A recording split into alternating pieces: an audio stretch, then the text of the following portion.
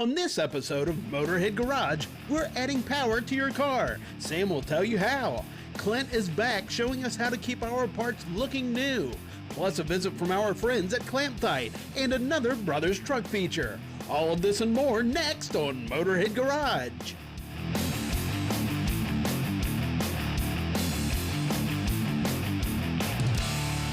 Welcome to Motorhead Garage. Well, today we got this little Honda Roadster. It's a little S2000. It's a 2-liter VTEC motor. And if you guys are out there with the imports know, it's important to get good cylinder filling, and we got just a ticket for that. I got Kyle Nyberg here. Kyle, tell us about KTN Thermodynamics. Well, KTN is a company that focuses on pulling heat out of the intake system. Okay. These cars suffer from heat soak. Heat soak. Yeah. That's a real interesting phenomenon. Tell me a little bit about heat soak. What happens in a heat soak? Well, a heat soak, from the heat generated from the engines is running, it moves everywhere, anything that's connected to it. So your intake manifold gets hot, so hot air's going in there, and that cuts down on performance, fuel mileage, a whole bunch of things are bad. So we developed this product to cut down on that, pulls the heat out of it, and allows colder air to penetrate the cylinders.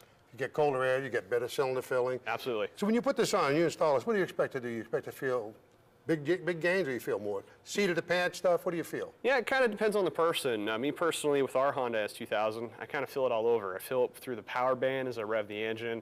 I feel it a little more torque. It screams a little more. It feels like it's a little more free, if that makes sense. Cool. And these engines will run to almost 10,000 RPM. Oh, absolutely. So it's a VTEC motor. So we're going to go ahead and install one of these today. And it's real simple. This car is box stock other than a cold air intake. We've already got that off. What do you say we go put this in? Let's do it. The guy that let us use this little car said it's box stock. It hasn't had anything done to it. It had cold air intake on it, which we've already got off. But now we're ready to install our spacer. So let's go ahead and tell them what we're going to do here as we do it. Well, first thing we got to do is we got to move some of these components out of the way to remove the throttle body. So first thing I'm going to do is disconnect the map sensor, the throttle position sensor, get that out of the way. Now there's only one problem with this car. There's a metal pipe that connects coolant from the engine for the idle system to the throttle body. So we're going to have to move all these plates off to get in there, okay? So if you don't do that, otherwise you're going to take clamps off, you're going to lose coolant, and this and that. Yeah. And this is going to be a simple matter, removing the throttle body and installing this spacer. That's so let's go ahead and pull those brackets off. Awesome. Well, the first thing I'm going to do is I'm going to remove the throttle cable so I can get in there easier. Okay.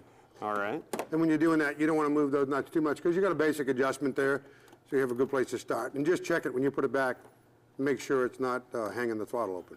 Right, yeah, and we'll go through that when we put it back together. Okay. Perfect. Now that's out of the way, what I'm going to do is remove these 10mm nuts from here so we can get in there better. Okay. So what is the spacer made out of? It's a custom polymer invented called Kylex. Uh-huh. Yeah. Very specific product. Yeah, oh yeah, yeah. Its transitive properties allow it to disperse heat through it into the atmosphere.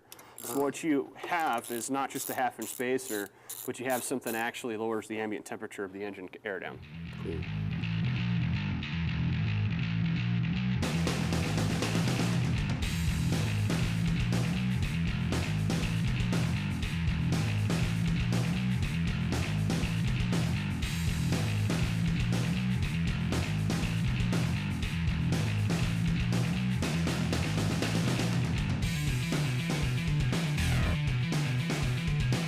You know, this installation is really simple. You do it in your driveway. It's real easy. And this is a great opportunity. If your throttle body is dirty, clean it. We just cleaned the throttle body, clean the surfaces. That gasket came off pretty easy. Yes, it did. Yeah. Very easy. Most of the time, they're really cooked on and you got to scrape them. So when you do that, you want to make sure you take and clean up that surface real good. Yep, definitely. All right, so what's our next step for installation? Well, next step is to take this little guy and put a little bit of RTV on there just to make sure we get a good seal.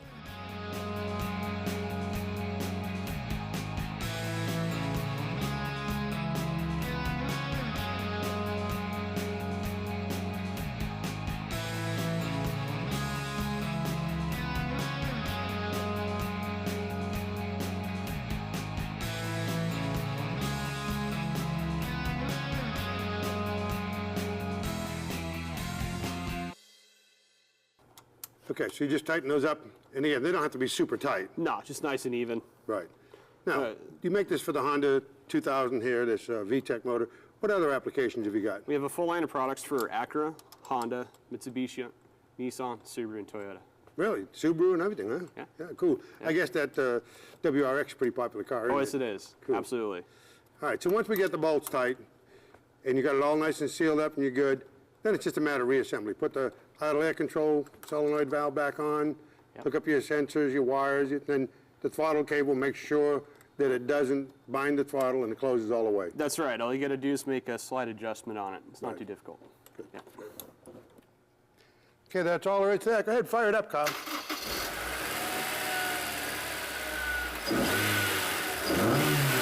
Nice and responsive. You shut it off, buddy. Well, there you go. Nothing to it. Easy way to put some power into your car. Hope you enjoyed that. We're going to take a quick break. We'll be back with more here at Motorhead Garage.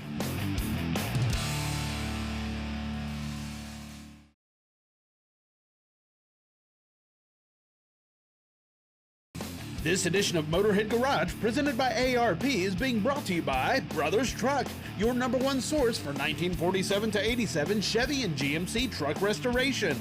Magic Creeper, ready, rain or shine. KTN, are you running KTN? And by ARP, the world leader in fastener technology.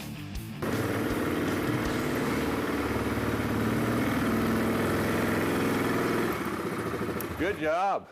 Hey, welcome back to Motorhead Garage. Well, folks, you know, having a trailer to haul your ATVs or whatever, especially one that's versatile, is really important.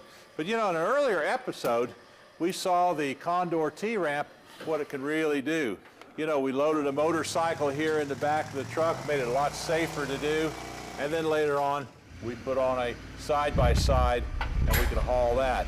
But Effie, this is great to have. We got the ATV on here, but this trailer will do so much more, won't it? Yes, it will. Yes, it will. It's very versatile, and it goes along with your truck as well, and it stores really well. And you can haul just about anything on there, whether it's ATVs, go-karts, motorcycles, you name it.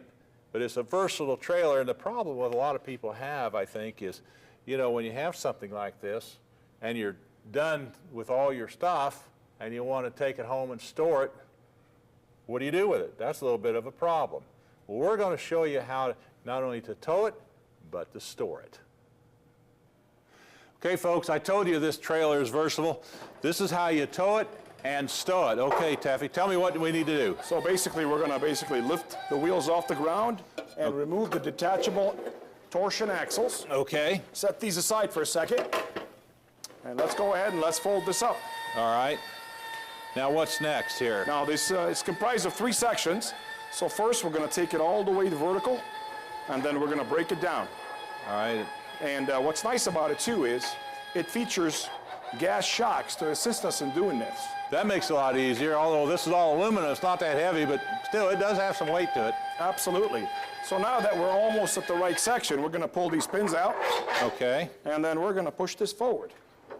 And then once I was going to help you, but I didn't need to. That was easy, wasn't it? Yeah. And then go ahead and let's lock the top locks real quick and just bring those down. Yep, just push up them down. Or down. There we go. There you go. Now let's go ahead and let's get these axles back up here. Okay. So that we can communicate with people who are driving behind us. Probably a good idea. Now what's nice about doing this is that now you have your plate showing as well. Even though your lights are exposed, you still want to tell people you're turning, you're stopping, and so forth. Okay, so this is a good way to tow it. And you can tow it by putting a couple tie downs and tying it against the truck. What happens there is that it becomes part of the bed. Okay. But let's just say that we want to take it off and put it on our garage. That's the other side there where people need to store it, so how we do this? Well, all we have to do is bring it down. Okay. Now that's working pretty nice. Now as soon as this back wheel here, called the landing gear, touches the ground, you'll notice that the hitch receiver pin is going to get all nice and loose on us. Okay, so I'll pull that out? Yep. All right. And now all we have to do is, we just have to drag this out. Oh, that's too simple. That's too easy. All right. And what's nice about this configuration is that we can go ahead and store it really well. All right. All we got to do at this point is just kind of tilt it forward. Oh, now it even takes up less room. All right, folks. Well, there you see it. Now you can store this in your garage or any place you have. tow it with you. What a versatile trailer. Taffy, I want to tell you what, you've really done a heck of a job on this thing. And I want to thank you for stopping by and showing us the Condor T-Ramp. Thank you, Dave. Folks, we got a lot more coming here on Motorhead Garage, so stick around. Time now for Brothers Truck Parts Project 72. Restoration tips and techniques for a 1972 Chevy Suburban with Sam and Steve Flanders. Welcome to another installment of Brothers Project 72. Look at this thing. This is coming out great. Got the seats in, the dash is all done, the carpets. Pretty awesome. But you know, this thing only had what for seat belts when they made it? Just lousy lap belts. Yep, absolutely. And you had them around your waist, hit the brakes, and you were tumbling forward. So what we're going to install is a nice set of 3-point harness belts. And of course, the neat part is, you in the B pillar here, you guys should have the threaded receptacle right there to hold the belt. That's right. We make a kit, takes advantage of the B pillar hole, and installs into all the original bolt holes. So simple and easy to install and gives you the safety of a 3-point. That's great. Great way to go. All right, we're going to start by putting the lap part down here. I'll thread this through the seat for you, buddy. Tell me when you can see it. I got it. You got it? Good. Yep. Okay, while he's doing that, we have a bracket that goes up here, and you have a bolt. It's a special shoulder bolt, and you can see these are pretty good quality, like a grade 8 bolt. That goes in here. And again, it's shouldered, so that piece will pivot. I'll tighten that up, and then you have a nice little escutcheon that goes on top of it.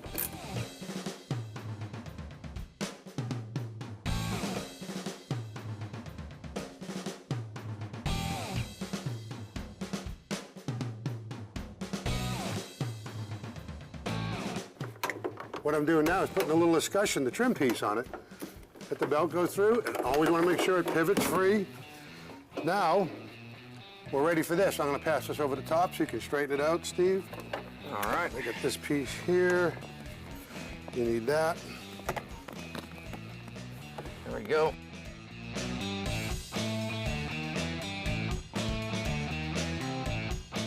Well, these belts are nice. They freewheel out, but they're inertia belt. You know, if you get into a situation, they're going to come out. This slides around here, plugs in like any conventional seat belt. And now you're in there, and you're in great shape. Nothing to install them, push the flat metal tab, just like they say in the airlines, right? That's right. Hope you enjoyed this. Tune in next week as we get into weather stripping and vent windows. We'll be back with more Motorhead Garage after this.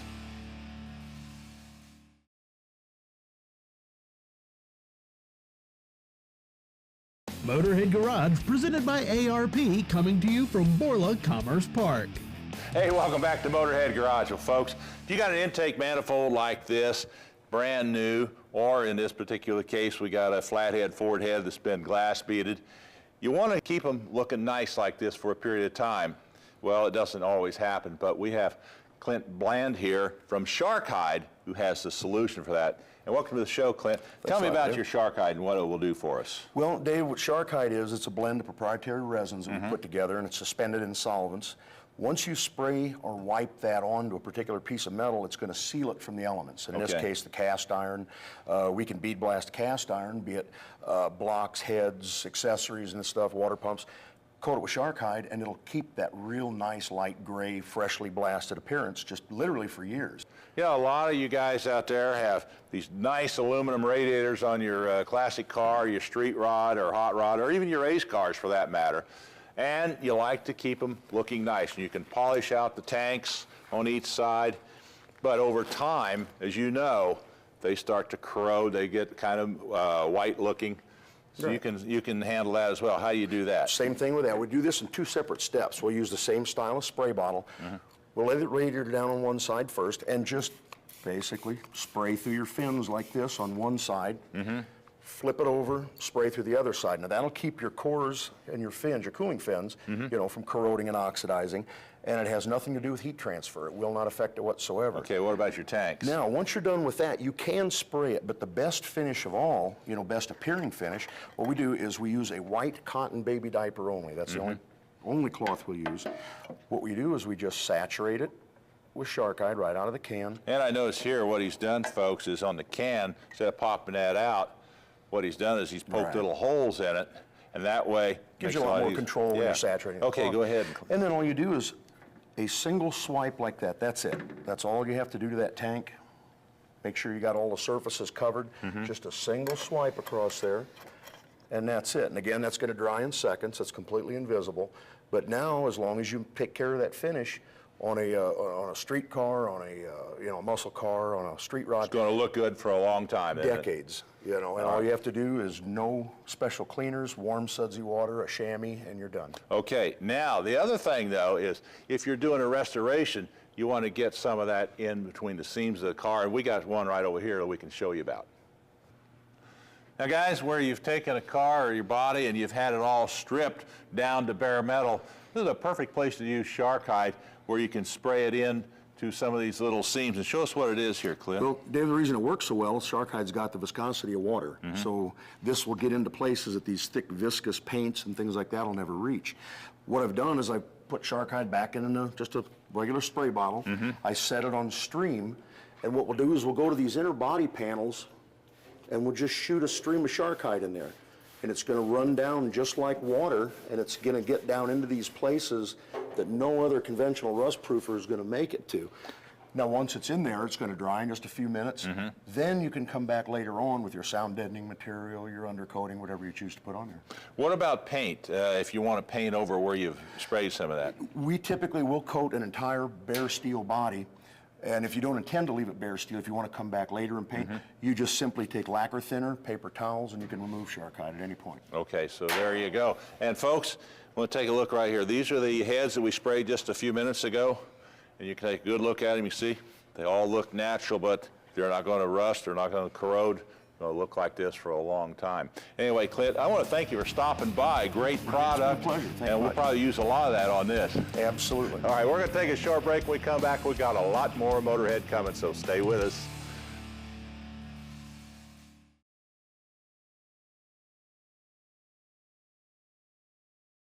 This edition of Motorhead Garage, presented by ARP, is being brought to you by Flat Jack, the perfect tire protection. Car Capsule, protecting vehicles for over 20 years. Design Engineering, the world leader in heat management products. And by Stage 8, the world's best locking fastener. Welcome back to Motorhead Garage. Well, you know, when you got vehicles, boats, cars, trucks, you're off-road, you're gonna have an engine, you gotta have fluid, you got connections, you got hoses. Having the right hose clamp that'll work right with you all the time can really be simple with ClampTite. We got Sonora early here from ClampTite. Now tell us about this product here. Show us the history of hose clamps. You know, that they've used hose clamps, or we have used hose clamps for years and years, and we always have issues because they come in sizes, they have a housing, they don't seal well. So the beauty of this tool, ClampTite, it gives you a true 360-degree seal. It's low profile and clean, and it's an on-the-spot repair.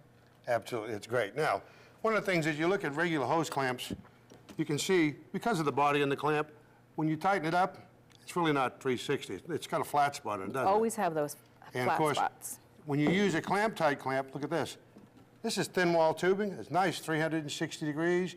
You can see it doesn't flatten it out. Check this one out, though. It's that metal reinforced hose, and that gives you that true 360-degree seal. And you look on the inside, it's consistent all the way around. That's great, like for a big truck, for turbocharger hoses and stuff.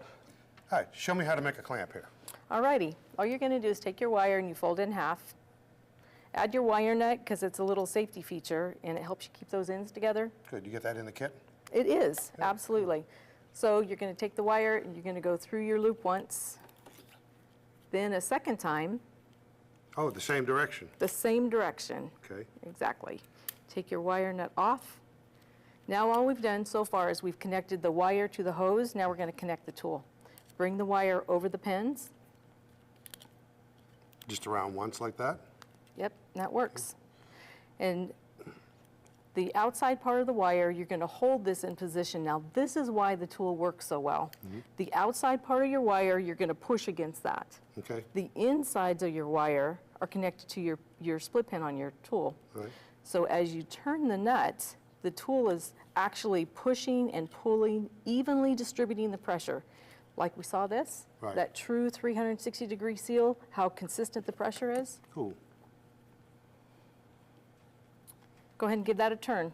On a hose-to-hose test, no fitting any glue, it held 310 pounds of water pressure. With higher pressure hose, you can use a barb fitting, and it's in the thousands of pounds. Okay, so that's how we finish it. So when I'm ready to finish it off, I'm going to pivot it over itself. Let's say I'm in limited space, because so many times in vehicles or on a boat or a motorcycle, you do have limited space. You keep the tool straight up and down, tighten in this position, just do a small pivot, and then we're going to cut these and bring these down one by one. Thank you, sir. Now I'm going to come back and clean this up. Okay. Push my ends toward your middle. Check that out. It's a true 360-degree seal, and it's a MacGyver tool. There's so many things you can do with this. Absolutely, and you're only limited by your imagination. Now, they have a large tool. If you look right here, this is a fence post. This is awesome for fencing. This is like 10-gauge fence wire. You can use it as a banding tool. You can use it a way to make your rope hook together here. This is a nice little idea right here. This is a shackle for you guys off-road and climbing. Becomes a safety wire. The shackle's not going to come undone. Aircraft use, this is a sleeve for fire protection sleeve over the fuel line. Here's even a structural repair. Looks like part of a boat maybe. And that is unbelievable. That's better than welding. Yeah, it's actually like it's been tack welded. It's so secure just with the wire. Pretty impressive. Okay, now you know how it works. It's your turn. Okay. All right, so we've got a piece of wire here. We've got a wire nut on it, this hose. Go around like this, right? Yep. Slide this through here. Good job. Now, I want to come around again. Yes, sir. You know, for some reason, I want to go the other way. Oop, that's okay. It's A time lot for of that to people come do, off. yeah. Yep. There's a how-to video on our website, though, and then there's instructions that'll help you, too. Okay, so now I'm taking this wire here, and I'm going to go around this, right? Yes, over your first or your second pin. Okay. And just once around is good, huh? Yes, that'll work. I think I can learn this. You know, anybody can do this. These are really simple. There's a great set of instructions. They got all different size tools. I'm going to have some fun making this hose clamp, but I'm running out of time. Hope you learned something. Hope you enjoyed this. Thanks for coming by, sweetheart. We'll see you next time here at Motorhead Garage. Okay, what do I do next? Just tighten it up.